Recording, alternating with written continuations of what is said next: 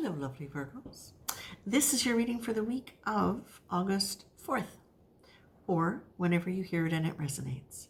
And it won't be for everybody, but for those who I am reading this for, it's really quite a lovely little image. What I'm seeing is I'm seeing your heart. And I'm seeing your heart as though it's tied up the way a package would be tied up, with perpendicular strings like this. And in the middle, there's a little bow. But what I'm saying to my guides, well, why are you showing this to me with twine as opposed to string or ribbon? And I'm not 100% sure at this point, but I know it's relevant. I know it's important. It's because it's rough. It's because there is still it's unprocessed. Thank you very much. It's raw, it's unprocessed. And that's what I feel.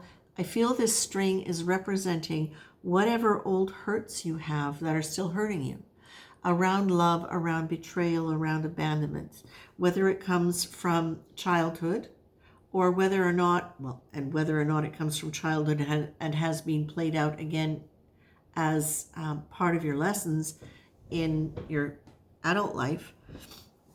There's this message here that it's a very, very loose, it's not a knot, it's a bow.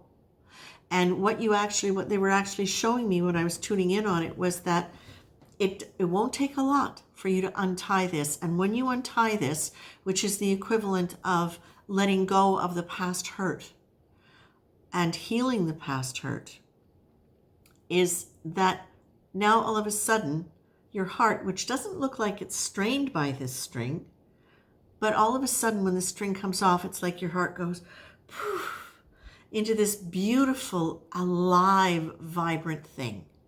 So it goes from this thing which has been very contained. Now, it's not pressing on your heart. It's not strangling it, but it's keeping it enclosed. But the thing is, it's not a shell. It's not a wall. It's just a string. It's just a twine. And what they were showing me is two angels, like they want to be tugging on this twine on either side of this bow to unlock it for you, but it's got to be you who actually is willing to do that. Now, what we know, Virgo, is, of course, whatever we are experiencing connected to relationships, hurt, trauma, pain, there's always fear associated with it. There's fear of being hurt again. There's fear of reliving the old hurt. There's fear ultimately about survival, right? Because it doesn't really matter what the emotional event is. When it comes in as that much pain, the nervous system perceives it as a threat. So there is a very real fear for a lot of people associated with it. It's not a joke. It's not something that is based in nothing. There is a foundational, or I should say structural, anatomical, functional thing that can actually really represent this as fear. So what you're being told here, my very dears, is that you have angels here like really seriously ready to help you when you undo that bow. And remembering that it is a bow, which means it's not going to take a lot of work for it to come off. And as soon as it's off, the healing happens. The thing about this is, oh yes, and so you get the trying versus doing card. As soon as you start to do something, you no longer are trying. And doing something can simply be making the choice that you are going to do it, or you are going to allow it to happen, because it feels to me as though, yes, thank you. It's a matter of allowing it to happen. As long as you allow it to happen, the angels are going to be able to move that string for you and take care of it. What you're being told is, Virgo, you can be very serious when it comes to a lot of things in life.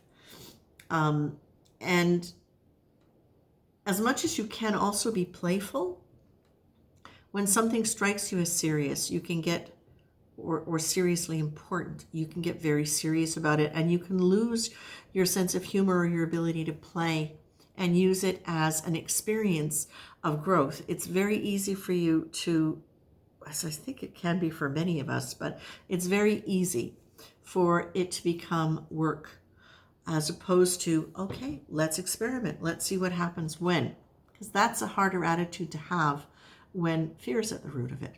So if you can look at this and you can say, okay, fear is about survival, and do I really need to fear this? Do I really need to fear opening my heart to more? And you may actually feel like the answer is yes. And if the answer is yes, then that's where you start looking at what's at the root of the fear. What you're being told is by having a slightly more playful attitude, and playful, let's look at this. It doesn't mean, haha, let's, turn this into a board game, although that is a thought.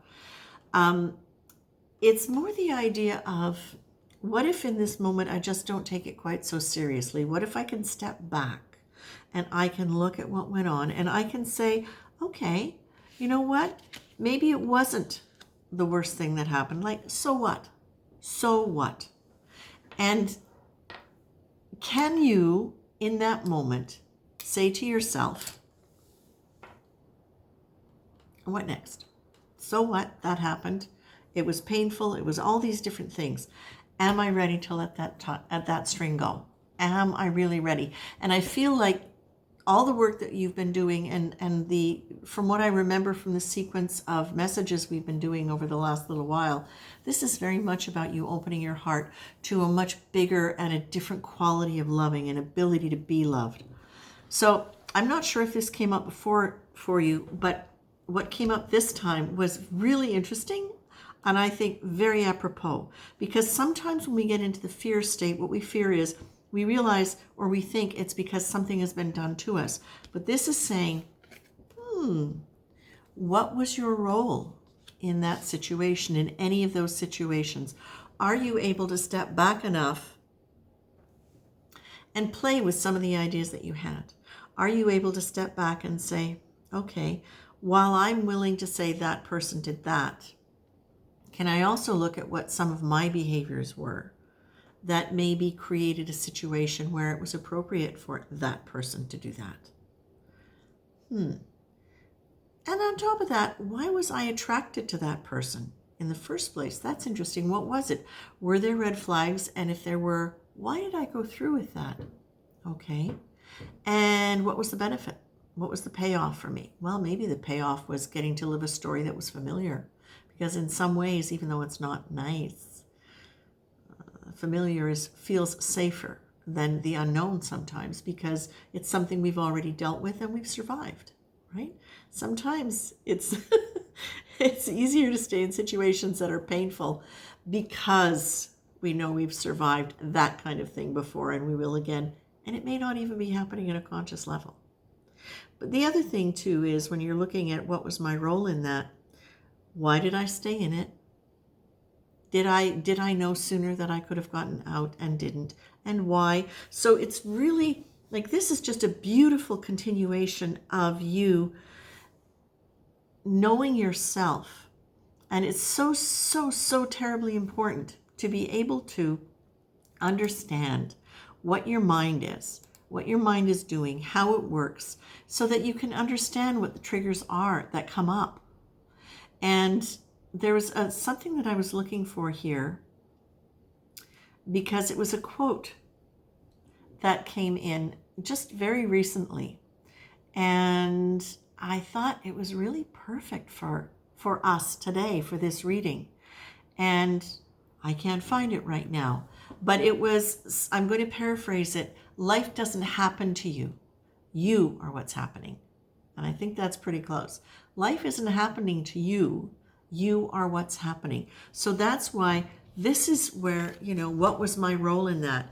And what's so important, again, Virgo, what's important with this is that this is your step not just towards more of an abundant life in terms of affluence in all things, whether it's love, finances, peace, whatever, fulfillment, abundance in every way.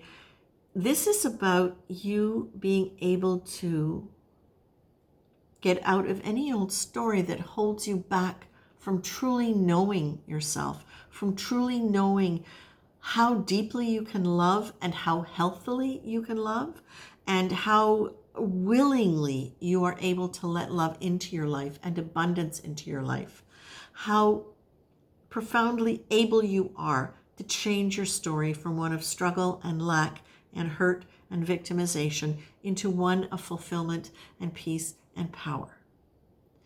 Because that's what happens when you elevate your consciousness.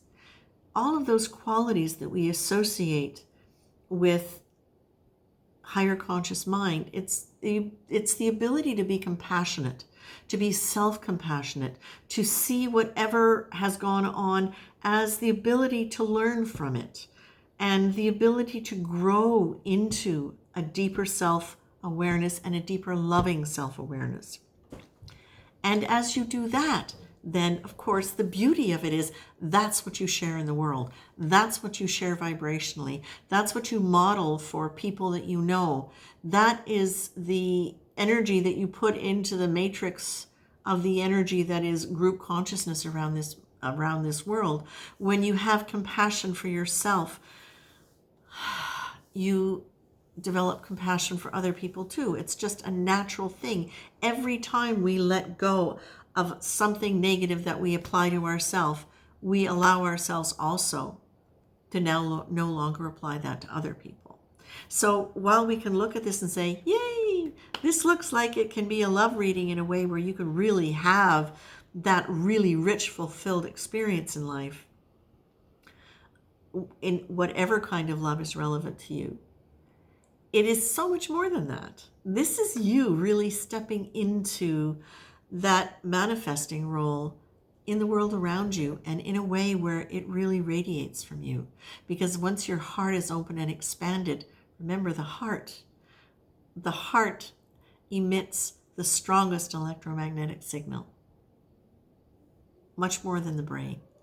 So when you open your heart and you're experiencing all these high vibrations, which happens when you can open your heart, this is what you radiate into the world, and then this is what you attract back to you.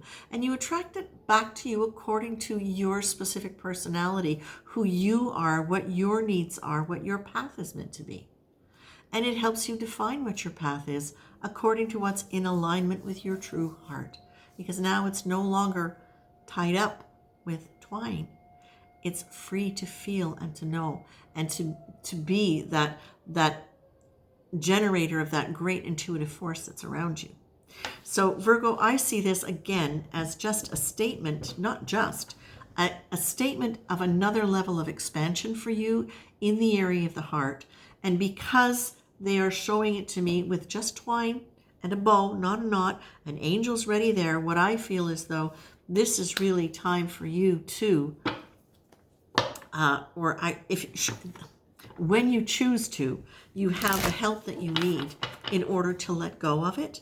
And your job, Virgo, and I get serious here because, no, I'm not a Virgo, but I do have a lot of earth, is to remember that you have divine love all around you, no matter what you're going to judge yourself for.